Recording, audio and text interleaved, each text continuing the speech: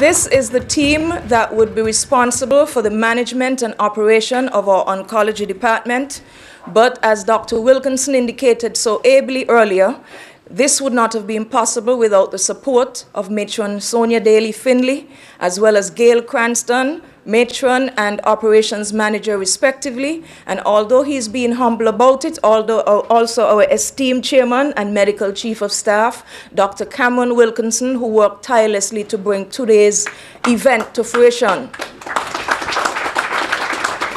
And I must also join him in recognizing the hard work of persons such as our former Health Permanent Secretary, Mr. Andrew Skerritt, who was instrumental in assisting us.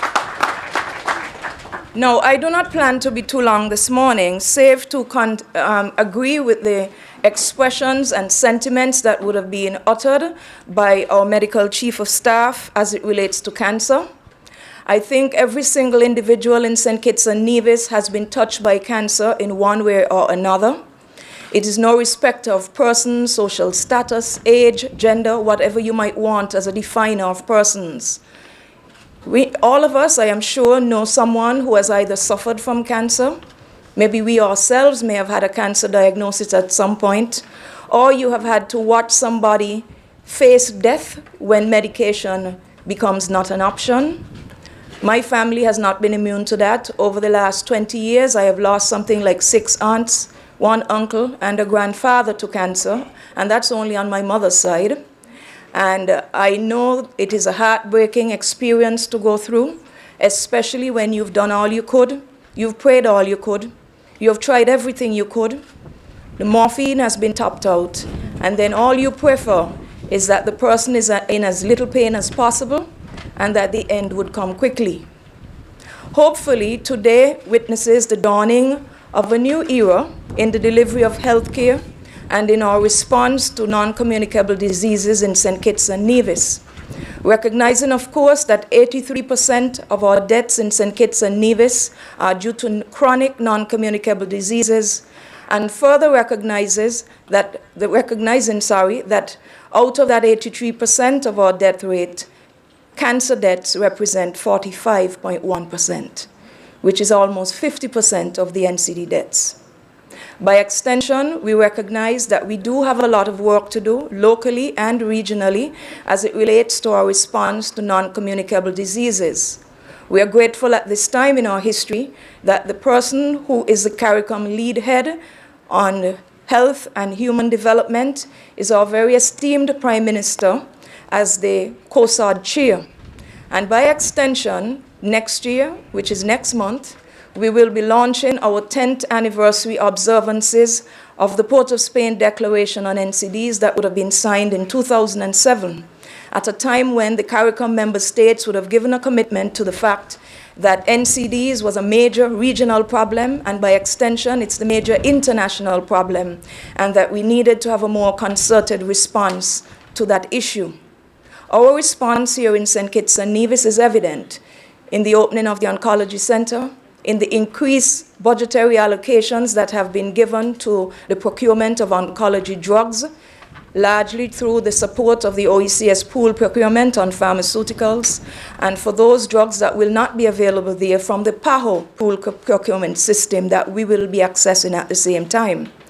However, at the same time that we are offering this new service, we recognize the imperative of ensuring that we top up our health promotion and health education efforts so that we begin to reverse the statistics that we are seeing, so that we will not continuously have to be investing in reactive approaches to cancer, but also in preventative ones by education, dietary changes, lifestyle changes, recognizing, of course, that cancers are often the result of hereditary factors or environmental factors, some of which we have no control over. But I would much rather see us as a people get to the point where we spend more of our resources on health promotion and health education and the preservation of a high quality of life than in salvaging or desperately trying to save lives after the fact. When we do not have a healthy population, we suffer. We suffer because we are only 50,000 people, and of that 50,000 people, we only have about 23,000 of us who make up the active labor pool.